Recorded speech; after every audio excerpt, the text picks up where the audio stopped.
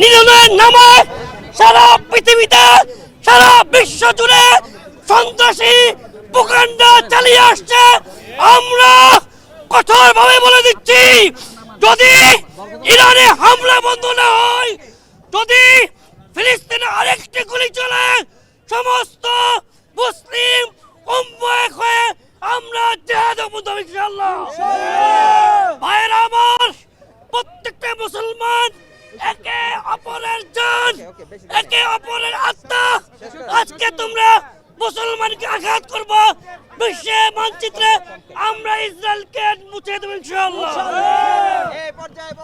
ওদের স্বপ্ন পূরণে পাশে থাকতে পেরে আমরা গর্বিত।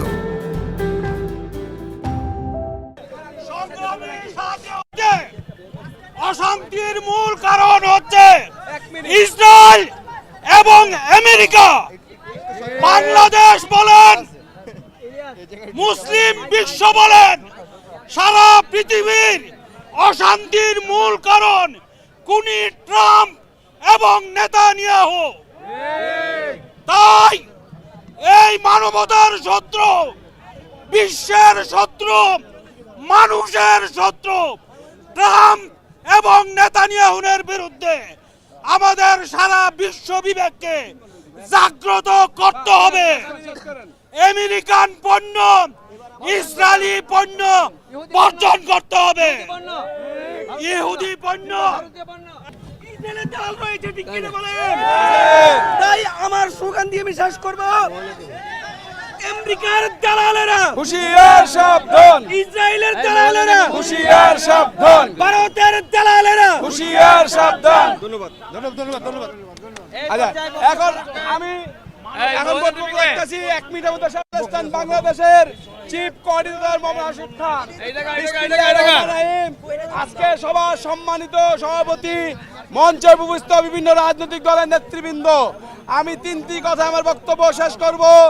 আজকে আমাদের জন্য একটি জয়ের খবর আছে। আজকে মার্কিন যুক্তরাষ্ট্রের প্রধান সেনাপতিকে বরখাস্ত করা হয়েছে।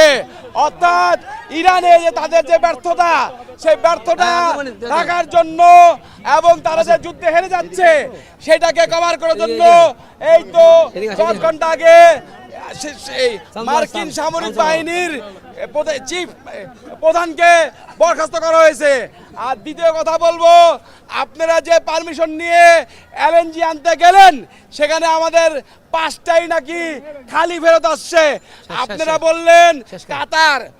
বললেন কাতার, নাকি এটার উপরে সামগ্রিক নিষেধাজ্ঞা দিয়ে রাখছে। কথাটা সম্পূর্ণ মিথ্যা।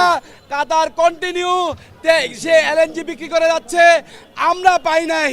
কেন আমরা পাই নাই, এটা আমাদের সরকার জবাবদিহিতা করতে হবে। আমরা যদি আমেরিকার সিদ্ধান্ত নিয়ে তেল আনতে ইরানের মধ্যে যাই, ইরান আমাদেরকে দিবে না। অতএব এখানে আমাদের পররাষ্ট্রনীতি ঠিক করতে হবে। এই বলে আমার বক্তব্য রাখবেন জনাব মুফতি জনাব আব্দুল মোনেম, বক্তব্য রাখবেন। ইরানের বিপক্ষে অবস্থান নিয়েছে। ইরানের বিরুদ্ধে যে আগ্রাসন চলছে, সেই আগ্রাসনের বিরুদ্ধে নিন্দা প্রস্তাব জ্ঞাপন করতে পারেনি। আমরা প্রথমে বাংলাদেশের এই অবস্থানের নিন্দা জানাই এবং আমরা আশা করি অবিলম্বে বাংলাদেশ এবং বাংলাদেশের জনগণের পক্ষে এই সরকার সঠিক অবস্থান নিবে। বন্ধুগণ, আপনারা জানেন সারা বিশ্বে বর্তমানে 3টা প্রধান অপশক্তি আছে। সেই 3টা অপশক্তি ভারত, ইসরায়েল এবং আমেরিকা, এবং এদের সহযোগী আরেকটা শক্তি হলো জাতিসংঘ। এরা বিশ্বব্যাপী এখন জঙ্গলের আইন কায়েম করতে চায়। আমরা এই জঙ্গলের আইন কায়েম হতে দিতে পারি না। আমরা অবিলম্বে এই যুদ্ধ বন্ধ চাই, জাতিসংঘের সঠিক সিদ্ধান্ত চাই।